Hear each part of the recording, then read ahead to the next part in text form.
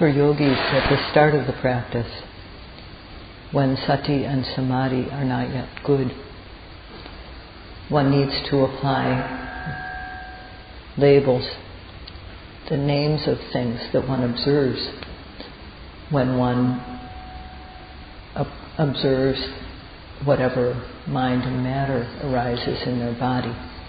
And these names appropriate to the thing observed, are called tajapanyati. This means that when there's bending, one notes it as bending, stretching as stretching, stiffness, standing as standing, sitting down as sitting down, lifting as lifting, moving as moving, placing as placing. These are the names that have arisen to refer to these things. And this type of name is called tajapanyati. So using these names or labels is not extra. It's needed, and this is explained in the text. And not only in the texts, not only in the commentaries explaining the Pali, but also the Buddha himself in the Satipatthana Sutta taught this. He mentioned this. And in another place in the suttas, in 8 syllables, 3 words, it is mentioned, bhutan bhutato pasati, that one sees what exists as it is. So that means to observe coldness as cold, heat as heat, stiffness as stiffness. And this too is contained in the text. So a few days ago, Sayadaw spoke in general about this. And today Sayadaw would like to speak about this in terms of what is actually in the Satipatthana Sutta. So in terms of the theory and the practice that we are doing now. And the yogis, for their part, simply need to listen attentively. So to use a small word, the things that occur, all the various things that occur in one's being can be said in just one word, can be said in just one word, which is bhuta. Bhuta literally means things that exist because of their own causes. They arise, they exist due to their respective causes. And for people who like brevity, they will understand quite well just knowing this one word, bhuta. But for people who need a further explanation, although this small word bhuta is used in other places, in the Satipatthana Sutta, the Buddha explained that there are 4 fields of observation. The first is kaya, or the physical matter, the body. Second is vedana, or feeling. The third is thinking, imagining, and so on, consciousness. And the fourth are general phenomena, seeing, hearing, and so on. So in terms of Pali, kaya, vedana, citta, and dhamma, these 4 things. And the Buddha spoke about these 4 categories according to what people's tendencies are. Among these 4 fields of observation, the first, kaya, is only matter. It's just rupa. And the second and third, vedana and citta, are only mental, nama. The 4th category, dhamma, is both mind and matter, nama and rupa, together. There's no concept involved. No concept is not among the 4 categories. So there are these four kinds of things to observe. And in the world, for us, between mind and matter, of these two, matter or rupa is the most easy to see. So the Buddha started by speaking about kaya. And there's also a saying, a principle involved in Vipassana, which says, Yatha Bhagavan Vipassana Viniveso, which means that the yogi who is meditating to gain his or her own knowledge should start Vipassana practice according to the evident, obvious object. So in accordance with this too, the Buddha started by describing the practice and beginning with kaya. And for us in the human world, that is what concerns most of us. Because there are four kinds of objects to be observed, there are four kinds of satipatthana taught. To observe every arising physical action repeatedly is kaya Anupassana, satipatthana. And putting the attention within one's body when feeling arises, to observe it again and again, is Anupassana satipatthana. There are many types of thinking and imagining which can arise, and when they arise, one observes them repeatedly. This is Anupassana satipatthana. And there are other forms of true nature. When they arise, one observes them again and again, and this is Anupassana satipatthana. The Buddha said that one should observe the evident arising kaya. He didn't say to observe every type of matter that arises, but to observe what is obvious, what is evident. Rising arises, falling arises, sitting arises, touching arises, lifting, moving, placing, bending, stretching. These are evident. And because the Buddha said to observe the evident kaya, the evident type of matter or action, there's no need to observe the ones that are not obvious or the ones that are not there at all. To observe these things which are hard to see or which are not there at all is a waste of time. And this is why it is said, Yatha Bhagavan, according to the obvious object, one should observe. So when one is observing carefully, what is it that one can observe? That's what one should be looking at. So one has to understand that what one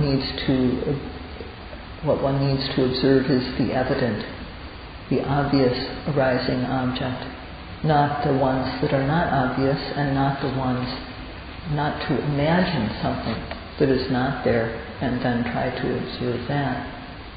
So some people think that what they imagine or what they think is true knowledge. So this type of idea, if one holds on to this, it's not very easy to remove the idea, the attachment to thinking that what one imagines or thinks is true knowledge. So the Buddha said he used the term the obvious or evident arising object. So to observe what it is that one can see. And that's what we should observe. No need to try to observe the ones that are not obvious or the ones that are not there. The Buddha used the word kaya to refer to matter. And kaya means a physical collection of things. For example, hardness. Hardness is a conglomerate, a collection of hardness. Softness also exists as a group of things. Same with heat or cold, lightness. These also are like a conglomerate. So is solidity. It's a solid conglomerate. Fluid, liquidity, stickiness, stiffness, tension, movement, light, also color, odors, taste, and also, let me say that. And also, so there are 8 kinds of matter that are contained in all types of matter, these 8 kinds. And there's also the eye base, the ear base, the nose base, the tongue base, the body base. There are many, many types of matter. So in general, this is just in general the types of matter that one finds. In the body there are many, many parts. And these parts together are also called kaya, or physical conglomerate. That kaya, or conglomerate collection of matter, is arising and passing away without a break, continuously. If we don't pay attention to this, we don't see it. But the way it happens is just as though things are being born and then die immediately. There's heat and then it disappears. There's coldness, then it disappears. It's stiff and then it disappears. So all the small parts are disappearing all the time. And the whole also, that's another type of disappearance. So the Buddha used a word for these things which are born and then die immediately. He used the word anicca, which means that these things are impermanent. If something were to arise and then stay that way, it would be okay. But things arise and then immediately pass away. It's as though they're born only to die immediately. And anything, all things which have this nature cannot be called good.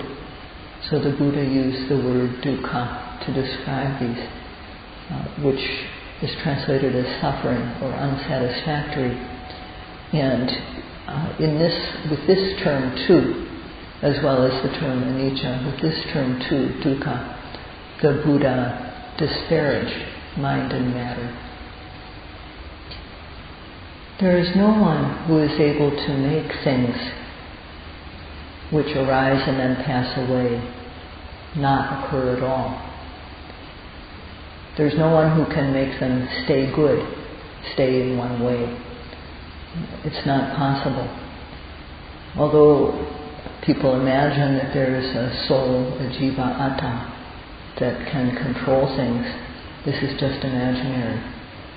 And the Supreme Being, Parama-atta,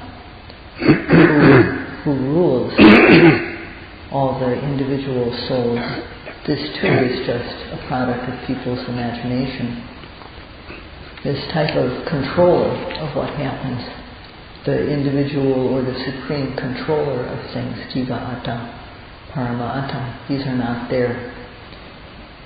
If something is going to happen, it happens.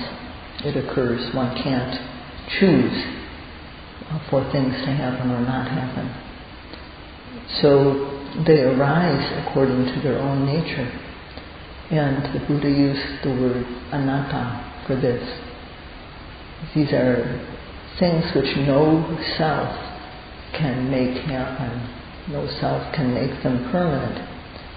The Buddha declared that this mind and matter are not atta, they are not self.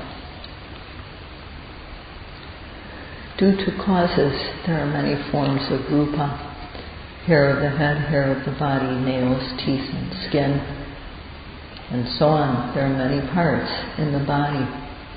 And when each is in the right place and they're all put together, then it seems to be good. It looks good to us. But when you divide them up and put hair, all the head hair in a pile, and another pile of body hair, another pile just nails, nothing else, just the fingernails and toenails, and then you take all the teeth and put them in a pile, and then peel away the skin and put it in a pile. So in this way, if you put everything, all these different parts of the body into separate piles, and then said, okay, take what you like, no one would take it. Altogether they look good, but separately their beauty is no longer there. And the word for this is asubha. It means that it's not beautiful or elegant. And this too is something to consider. This too is a quality that things have. So mind and matter, they arise and pass away, are born and then die. This is suffering, unsatisfactory, dukkha. And no one can make things permanent. No one can make the body permanent. They can't... things come together due to causes. And when we look at the things that have come into being due to our karma as separate things, the parts of our body, then they're no longer beautiful. So this is something that the Buddha taught in general. He knew for himself and then taught it. And this, all the pieces that are in us are termed kaya, a conglomerate of matter. The body is a collection of these things.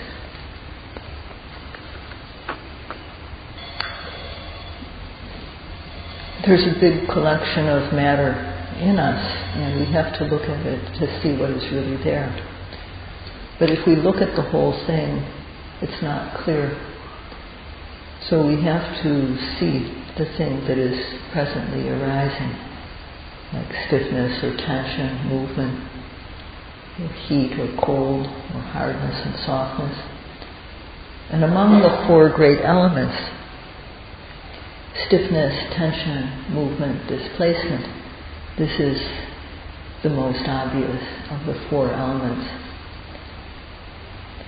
Within matter, we have to give priority to the type of matter that is the easiest to see, according to the saying or principle, yatā pakadam vipassana biniveso, to begin Vipassana practice with the obvious object. So when we sit and when we breathe in, stiffness arises. This is one form of the air element, stiffness or tension. And then when there's breathing out, it becomes soft, relaxed, collapsed. This is when the air becomes calm and still. It's not as obvious as the rising. So we have to look at what is evident. And we can't look at the whole body all at once, because this is like a limitless field of observation. And within this, there are obvious things, objects to be observed, arising, objects that exist within this large field. So, for example, although the whole body is there, when we breathe in, rising occurs. These things arise due to causes. So we breathe in, and the rising occurs, breathing out, and the falling occurs. Because of the intention to lift, lifting occurs. Because of the intention to move, moving occurs. Because of the intention to place, placing occurs. And these are arising ever new within us, moment by moment. And these are the objects to be observed. So there's a large field of observation. And within it, there are objects to be observed, like a big field with different plots, like the rice fields that you see, squares within a big area. So we have to observe what is within our reach to observe, as the saying says, according to the obvious object. The rising and the falling of the abdomen, that is, the air element which is moving or tense or stiff, occurs in connection with the in-breath and the out-breath. So when there's breathing in, then the abdomen rises. When there's breathing out, the abdomen falls. And to observe every rising that occurs when there's breathing in, every falling that occurs due to the breathing out, to observe this again and again is what is meant by Anupassana. The prefix anu means repeatedly or again and again. Upassana means to look or to see. So this is Anupassana. Before the rising and before the falling, they aren't presently occurring. They aren't occurring in the moment. So one can't observe them before they happen. If we see something at that time, it's imaginary. After the rising, after the falling, one can't know them directly. So one needs to pay attention to this. Only the rising or the falling, which is hot and fresh, you have to get it while it's hot, as they say. So it's like when we look at the lightning, we can only see the lightning if we're looking right at the time when it flashes in the sky. We can't see it before it flashes, and we can't see it after. But if we look right at the time it flashes, we can see that it lights things up. You can see the color of it, and you can see the form, the shape, how the lightning looks, crooked or circular or whatever. One will know one of these characteristics. So we can't see the lightning before it flashes, nor can we see it afterwards. And we have to remember that the rising and the falling is like this. In order to be able to grasp or to observe the rising and the falling at the very moment they occur, one has to develop the skill. One has to practice. So one has to develop the practice, or develop the habit of, as soon as the rising arises, to observe it. As soon as the falling occurs, to observe it. One has to work to develop this. And at the beginning, because we can't catch it right away, we haven't developed the skill yet, then we don't see true nature. But it's something that we can develop as we practice.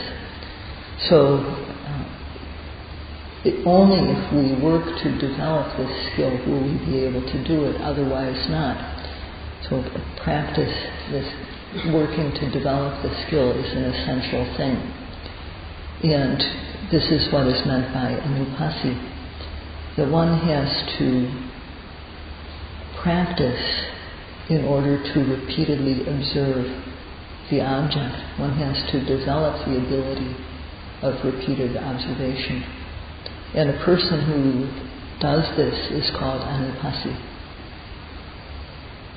What is it that one should practice observing? It is said Kaya Anupassi. So on the arising Kaya, one should practice repeatedly observing.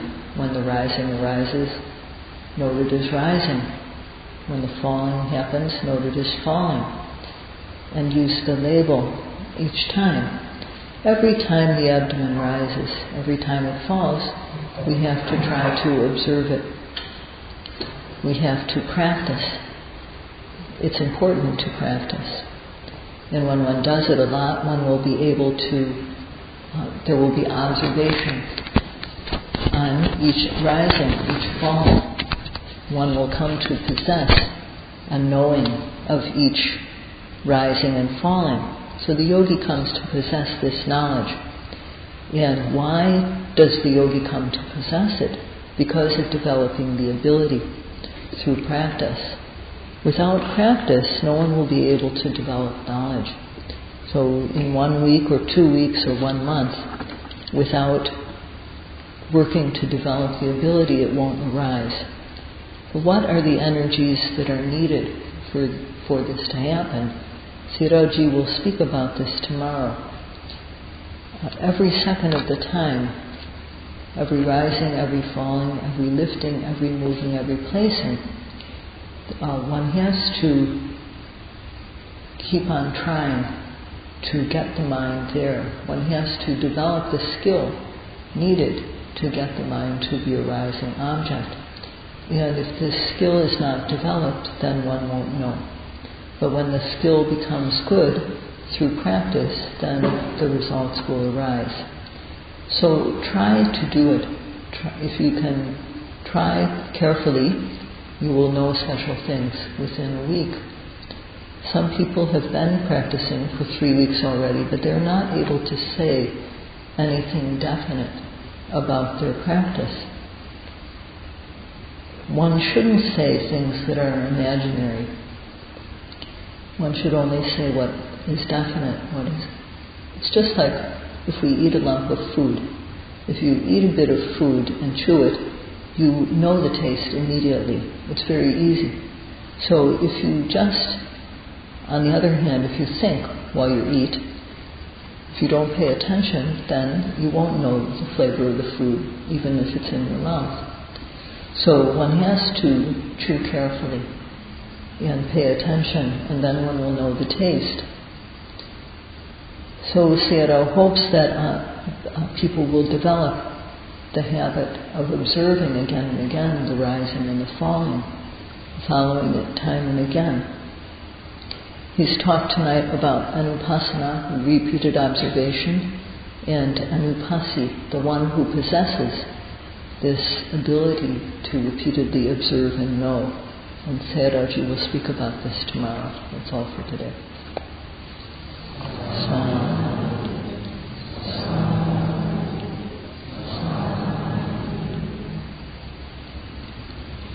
Ima